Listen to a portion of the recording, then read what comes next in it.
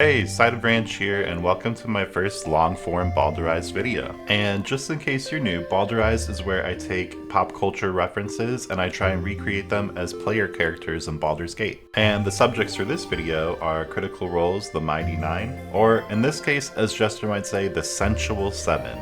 Because you will notice a few of the 9 are missing, but I did want to at least represent one character for each player at the table. And as I'm sure you can already tell, we're starting off with my favorite character, Jester Lavorre. Jester is a blue tiefling with blue hair. She has freckles, purple eyes, and curled goat horns that are black. She's excitable, eager, and delights in small acts of mischief and trickery. Which makes sense because her class is a cleric of the trickery domain. And the deity she worships is the Traveler, but you probably have already heard of him.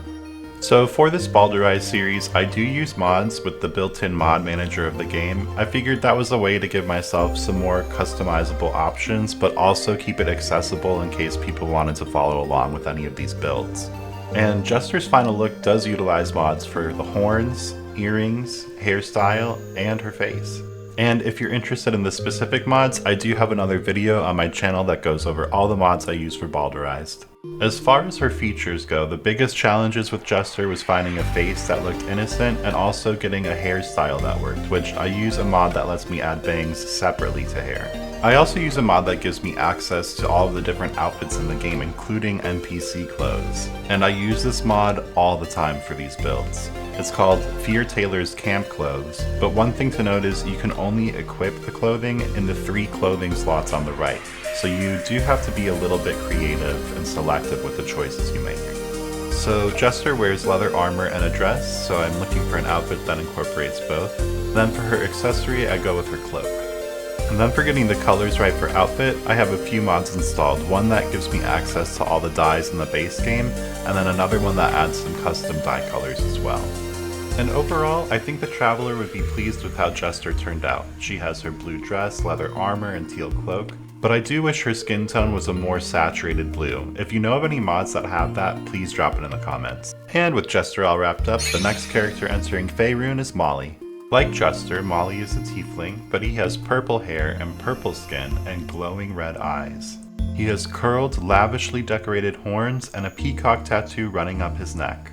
Even with mods, I couldn't find a peacock tattoo, but I did find a plant tattoo that's in the right spot, and when it's dyed teal, it kind of looks like peacock tail feathers. Molly delights in extravagance and is described as a literal and figurative peacock. Molly's class is a blood hunter, which isn't available in the base game, but I believe there is a mod that adds it in. But if you don't have access to that mod, I think he'd make a great College of Swords bard or maybe blade singer wizard. After I land on a hair color I'm happy with, I move on to hairstyle, and I use that trick where I combine a set of bangs with a different hairstyle. I believe the mod is called Bangs Bangs Everywhere. After wrapping up hair, we move on to horns, which are coming from a mod called RS Tiefling Horns. And to match Molly's look, I dye them black and give them some gray so it adds depth. And his face is coming from one of the many face mods I have installed. You can find those listed on that other video I mentioned. So if I counted right, Molly's final face build is using 3 mods altogether. Now for his outfit, he wears a bright and colorful robe covered with different religious symbols. And in his character art, he wears this robe open with pants and boots, so I'm looking for anything that sort of matches that vibe. And since his style is more ostentatious and flamboyant, I'm also looking for robes that have a lot of details and embroidery, stuff like that. And when I find some options I'm happy with, I start dyeing them blue, purple, and teal, you know, peacock colors. I think for Molly's final look, I have a similar critique to Jester. I wish his skin tone was a more saturated purple. Now, with Molly wrapped up, we can move into our next character entering Faerun, everybody's favorite half-orc, Fjord. And I gotta say, Fjord was a tricky one. There's not a lot of half-orc faces in the game, even with mods, but I do find one called Nacho Pango's half-orc edits, and I use that for his face. And to achieve his two-tone skin look, I use Lemon Tattoo Replacer, and I dye that tattoo a dark green and combine it with eyeshadow of the same color. Fjord has an X-shaped scar on his face, yellow eyes, and black hair with a lock of gray. Over the course of their adventure, Fjord grows out his hair and facial hair, so I go with this look because I feel like it blends the tattoo in better. And, of course, I add in some wispy bangs from my favorite mod. Fjord is a Hexblade Warlock with a nautical theme, so I'm looking for an outfit that matches that vibe. And he has an iconic set of metal bracers, so I had to include those too. And after landing on a look I'm happy with, I dye it a maroon and black color scheme. I think my only critique with Fjord is I wish there was some more face options with smaller ears. But with Captain Tusktooth wrapped up, we can move on to our favorite spy/monk, Beau. Beau has a medium brown skin tone and a vertical scar over her eye. She has multiple piercings including her eyebrow, nose, and ears. She has blue eyes and is more of a tomboy, but I did give her eyeliner just to make her eyes pop even more. She has long, dark brown hair that's shaved into an undercut and tied up as a top knot with a strand hanging down to one side of her face. And the base game did have a great top knot to use, but I did combine it with that bangs mod to add a little tendril of hair hanging down in the front. And then I believe the face I landed on for Beau comes from a mod which you can find on that mods video I posted on my page. Now, speaking of mods, I am wondering if you, the viewer, would be interested in me posting long-form videos where I go over the exact sliders and mods used to create these characters. I've only been making videos for about 2 months, and this is one of my first long-forms, so I want to be sure I'm putting out content that people find interesting and valuable. I suppose that's a long-winded way of saying, please leave your feedback. I really appreciate it and want to make this channel the best it can be. Okay, let's get back to Beau. So I look for outfits that have a crop top, baggy pants, an open vest, and then I also want to incorporate her hand wraps as her accessory. I find an outfit that works in the Fear Tailor's Camp Clothes mod. I believe it's in the early game outfits box, and I look for a dye with various hues of blue. Beau is a monk with a custom subclass, but I believe there's a mod that adds it into the game. But if that mod's not available to you, I think Way of the Open Hand would work just fine. And with Beau complete, we can move on to Beau's, well, Beau, a strong yet gentle barbarian, Yasha. And sorry about the big card on the left, it's actually covering a reference image. When I originally recorded this, I didn't realize that it would be cropping into the screen. Like I said, I'm new to this, but hey, it's a chance to show off my cute channel stickers. Now let's jump into Yasha's build choices. She's a tall and muscular woman, so I went with human body type 2. And she has pale skin and heterochromia, with one eye being light greenish blue and the other violet. She has a dark blue tattoo running from her lips down to her chin, and I gave her black, punk metal style makeup. Getting her hair right was definitely the hardest part of this build, but I did find a mod that incorporates dreads and braids and is the right length, and then I combined that with a different set of bangs.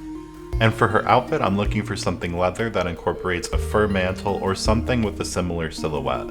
And I go with a black and gray color scheme. And I'm really excited about this next part. There's a mod that adds wings, which I had to use as her accessory. Now, I believe Yasha's another one who has a custom subclass, but I think a Berserker Barbarian would work just fine with her. I think she turned out pretty sick, but now that Yasha's complete, we can move on to everyone's favorite little loot goblin, Nott the Brave.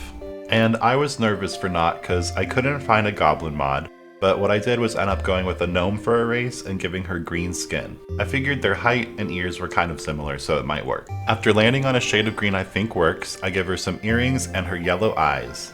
These ones were the Tiefling's flame eyes, which I think worked well for a goblin, and then I gave her some darker green eyeshadow to make them pop even more. Then I find a lip color similar to her skin tone, just a bit darker, and bring down the intensity to make it blend with the rest of her skin.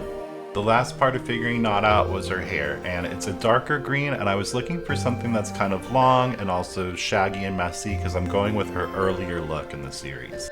I find a hair I think works and do my classic trick of combining it with the bangs mod to get the look I want.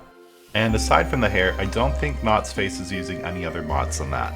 Nott is described as jumpy and gets nervous and frantic very easily, and also may have some kleptomaniacal tendencies. And since I'm going with her look earlier in the series, I'm looking for sort of like tattered, weathered leather and cloth clothing for her. I find an outfit I think will work, and I go with the cool gray and blue color scheme, something to help her blend into the shadows. For her accessory, I knew I wanted to give her a hood, but that started causing some clipping issues. So I took her back to the magic mirror, made her bald, aka Baldurized her, and then I gave her bangs that wouldn't clip through the hood. And the result is the most goblin looking gnome you've ever seen. And Nott's an arcane trickster rogue, which is already in the base game. Also, if she's here, you should check your pockets. All good? Good. Cause with Nott finished, we can move on to the final member of the Sensual Seven, our sad boy wizard, Caleb. Caleb is a human wizard with a pale complexion and blue eyes. I end up going with some blue eyes that have a little bit of red in them from a mod because I feel like it represents his ties to fire magic. The reference image I was using for his lips has them very similar to his skin tone, so I find a lip color like that and dial down the intensity. Caleb has reddish brown hair and a scruffy short beard. He has a pretty unkempt appearance, so I'm looking for hair that's sort of down and a bit messy, and I combine that with some other bangs I think fit well. I wish you could add some dirt on the faces in this game, but since you can't, I find a face that has some bruising around the eyes, and I feel like that can represent the dirt. And since we're going for an earlier version of him, similar to Nott, I'm looking for sort of tattered, worn down clothing and a long coat. After finding an outfit I'm happy with, I dye it with a brown color scheme, and then I choose some gloves for his accessory because he'd want to disguise the scars along his arms. And Caleb's class is in the base game as well. He's a School of Transmutation wizard. And if you made it this far in the video, well, you might as well subscribe if you're liking Baldurized, and pop in on my Twitch while I'm doing these live stream builds. And that's it. Thanks for watching.